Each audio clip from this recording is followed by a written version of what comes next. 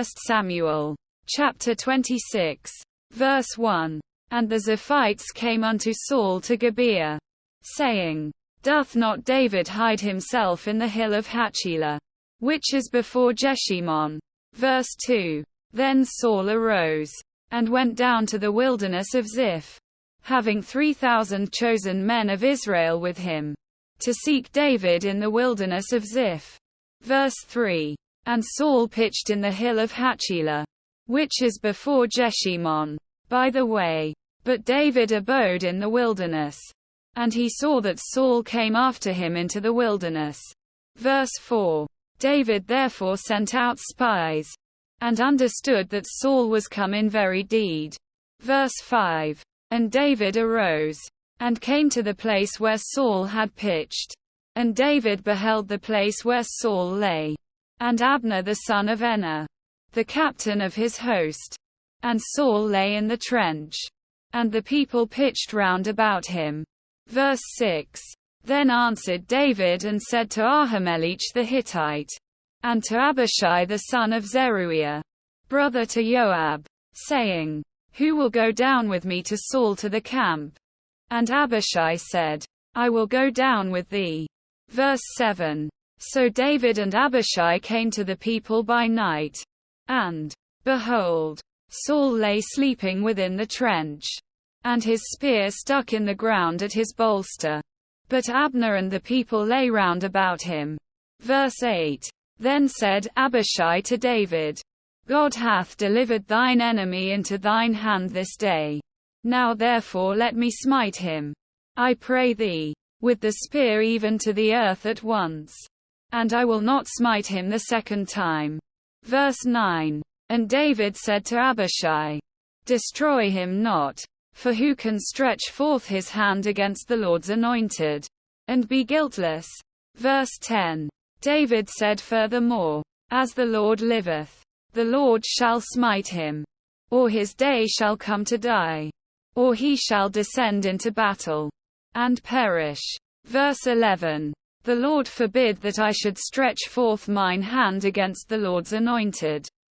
But, I pray thee, take thou now the spear that is at his bolster, and the cruse of water, and let us go. Verse 12. So David took the spear and the cruse of water from Saul's bolster, and they gat them away. And no man saw it, nor knew it, neither awaked, for they were all asleep, because a deep sleep from the Lord was fallen upon them. Verse 13. Then David went over to the other side, and stood on the top of an hill afar off, a great space being between them. Verse 14. And David cried to the people, and to Abner the son of Enner, saying, Answerest thou not, Abner? Then Abner answered and said, Who art thou that criest to the king? Verse 15. And David said to Abner, Art not thou a valiant man? And who is like to thee in Israel? Wherefore then hast thou not kept thy lord the king?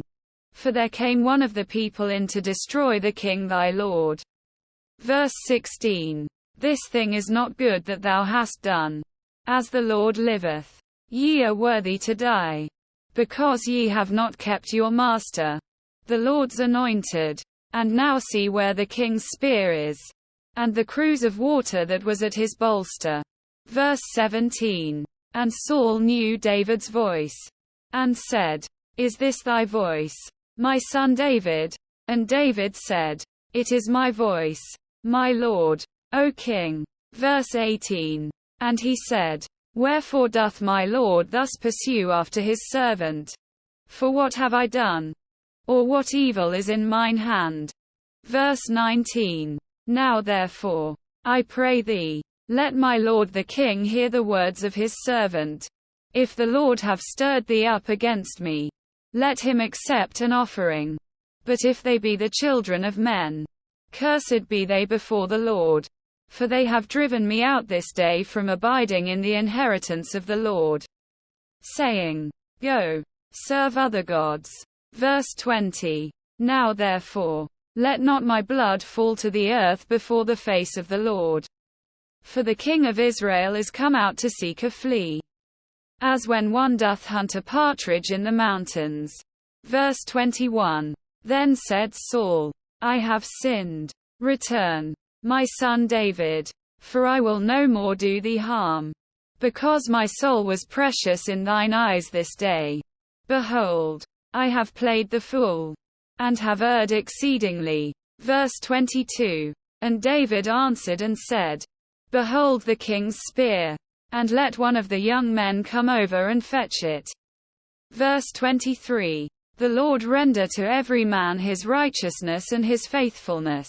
For the Lord delivered thee into my hand today. But I would not stretch forth mine hand against the Lord's anointed.